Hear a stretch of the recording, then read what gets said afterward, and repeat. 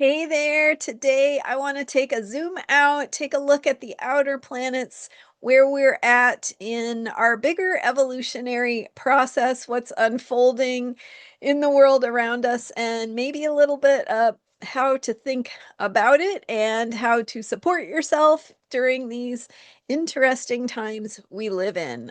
I'm Marina Orms here with your Astro Vibe, Astro Perspective for Sunday, September 28th. And we are, I think the most important thing to remember right now is that we are in a bigger process.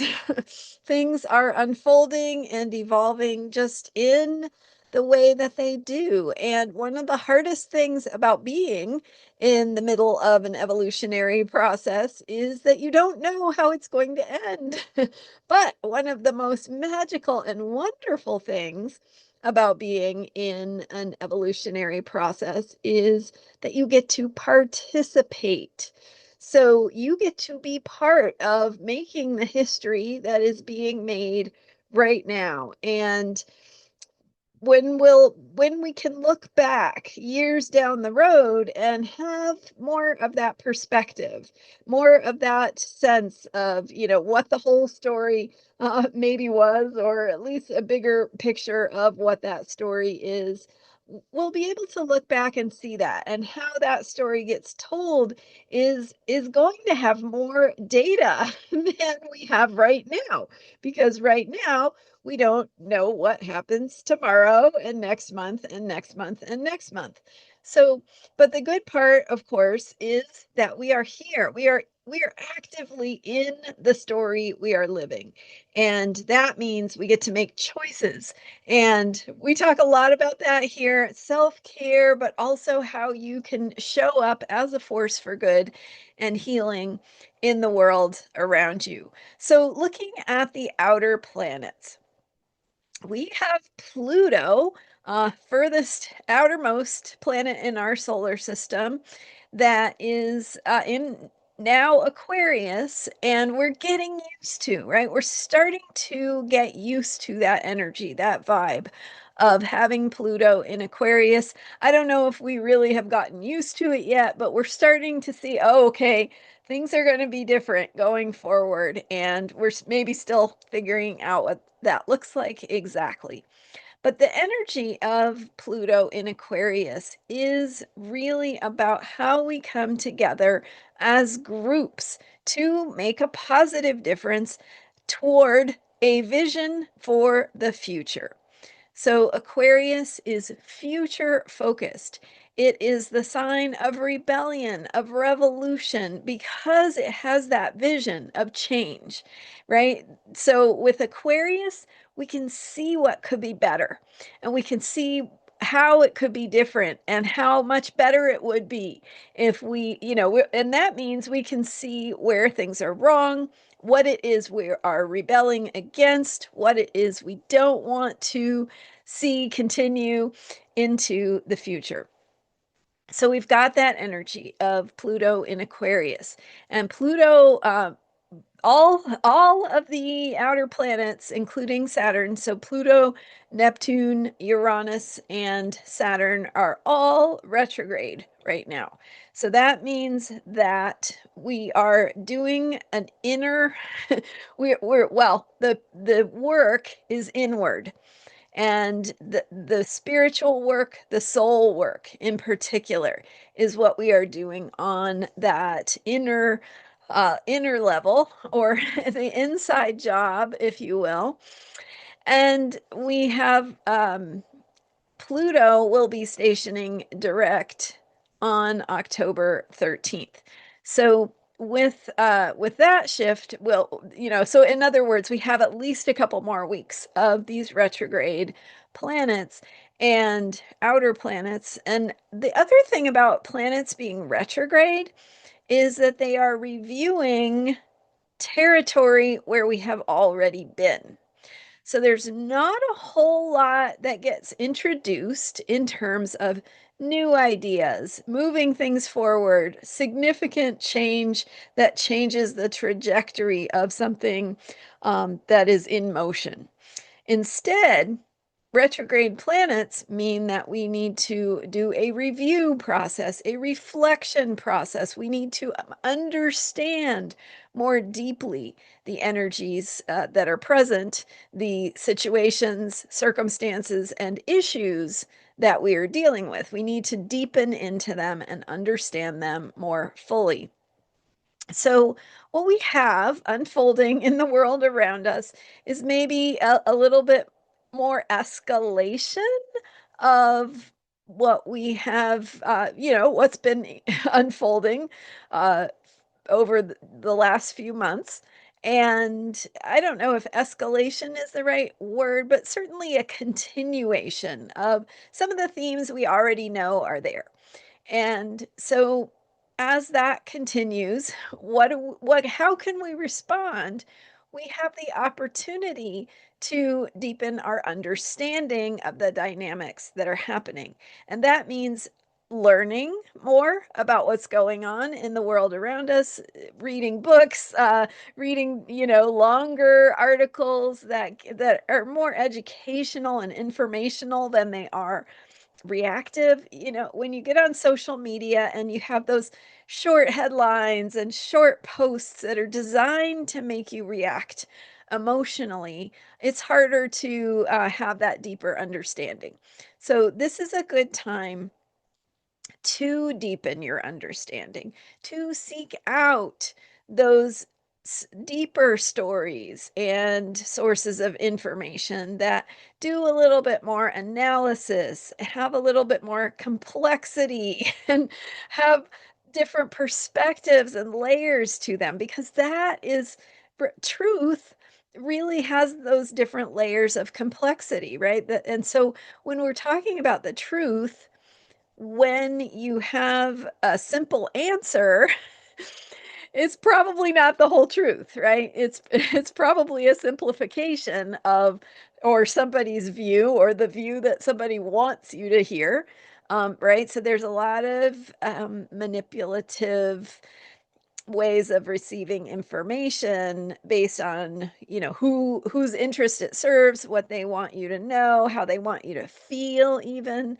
So having that critical ability to discern, and coming back to our solar eclipse in Virgo, that from what date was that? September 21st.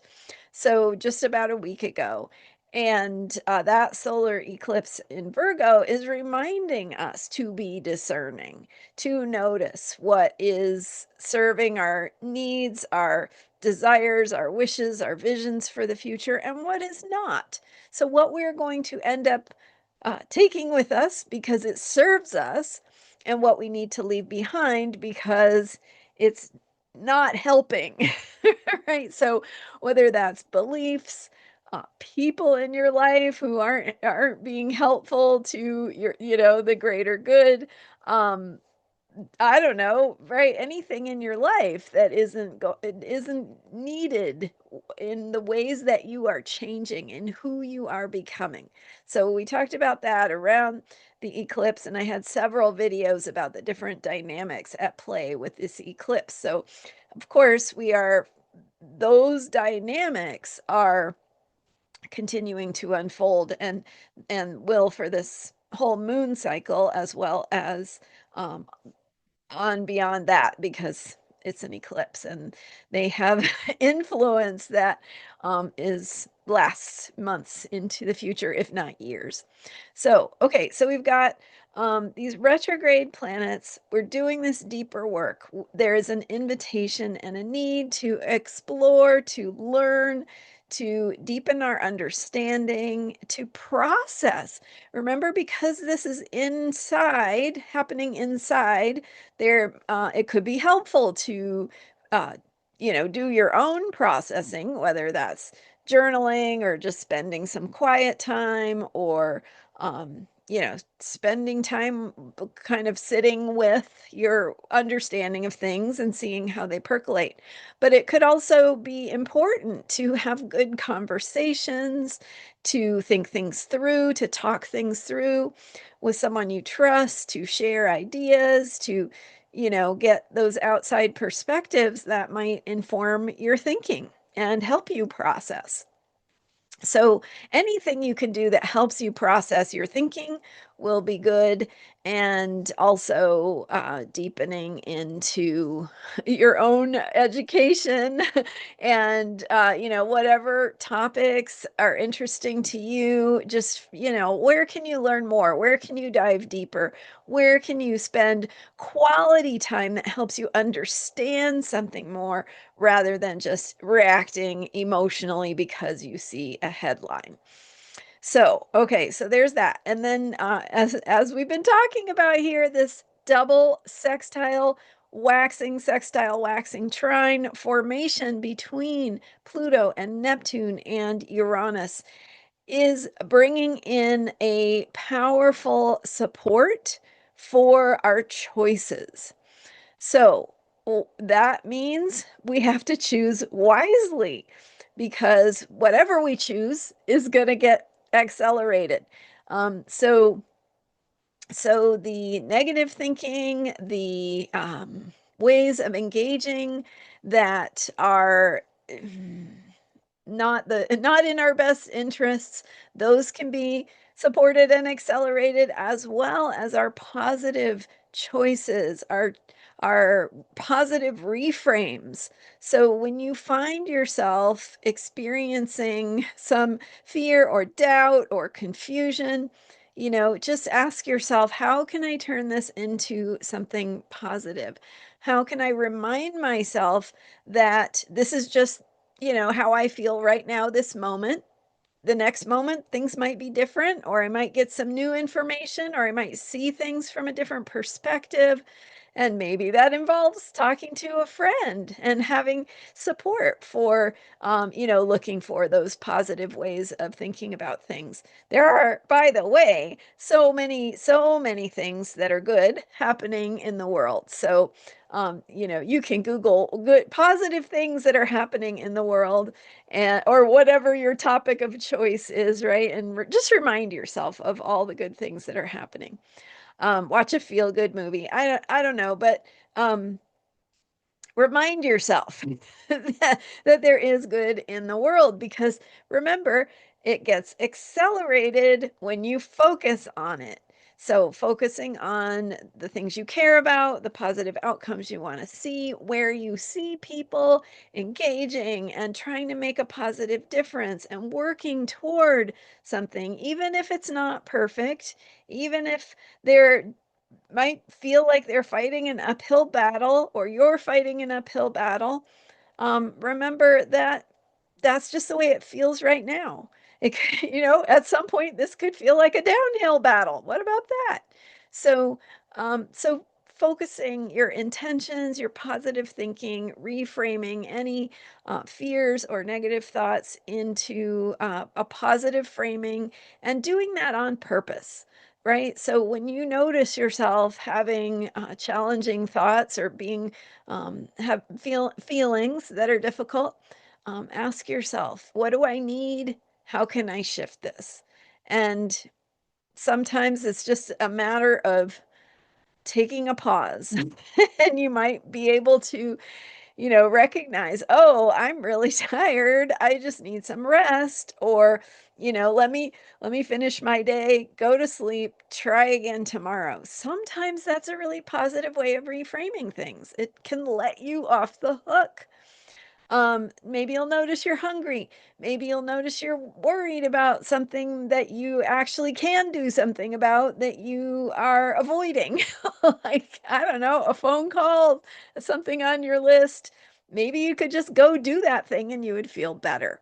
So, checking in with yourself. What do you need? How can you shift into something that feels more positive, more resolved? And again, maybe that's not gonna happen today, right? Maybe you're having a crummy day. That's okay. You can try again tomorrow, and you can just let go of the need for today to be perfect, right? So how liberating is it to sometimes just remember that? Okay, and then so Neptune is in Aries, reminding us that we have to do stuff. So Aries is that life force energy, that energy of action, of movement, of the fire energy that reminds us that we're alive. And so to remember we're alive, we have to remember we have choices. There are things we can do. And even if the thing you do is to write down things you can do, that you did something, right? That's doing something that counts. Making a list, making a plan, identifying where you get stuck. That can be an action item. Just figuring out, where do I get stuck? Okay, once you notice where you get stuck, then maybe you can problem solve about why you get stuck and how not, how to get unstuck. So that's doing something. Aries also is about courage. So, where do you need to step outside your comfort zone and get into action in a way that affirms what you want to breathe life into, what you want to move in a direction, what you want to see come into uh, fruition or life, right? What do you want to breathe life into? That's Neptune, and Neptune is retrograde. It will be going back into Pisces on October 22nd. So after Pluto stations direct, we've got Neptune returning to Pisces. So remember, there is work we are revisiting here. We get a chance to do it again. That's not a bad thing. Retrograde planets take us back where we've been so we can get it right, so we can do a little more work on something that maybe we didn't finish or didn't have the chance to spend as much time on as maybe we wanted to. So going back to Neptune in Pisces, 29 degrees, Pisces is that last degree of the zodiac. It is a reminder to have the dream, the ability to imagine what you want the future to look like. And so you notice this theme of the future keeps showing up. And the future itself is really important to imagine, to envision, to plan for, because when we're in a state of change or chaos or uncertainty, one of the things that we sort of lose is this ability to feel confident about what's going to happen in the future. And if we stop thinking that there is a future, that then we kind of, right, we kind of shut down, we kind of stop being creative, we stop thinking in terms of problem solving. So it's really important to connect with, to have a relationship with the future, to believe that the future exists and what kind of future you want that to look like and feel like. Um, the whole, like, I mean, there's a whole thing about end times philosophies and various versions of that. Um, guess what?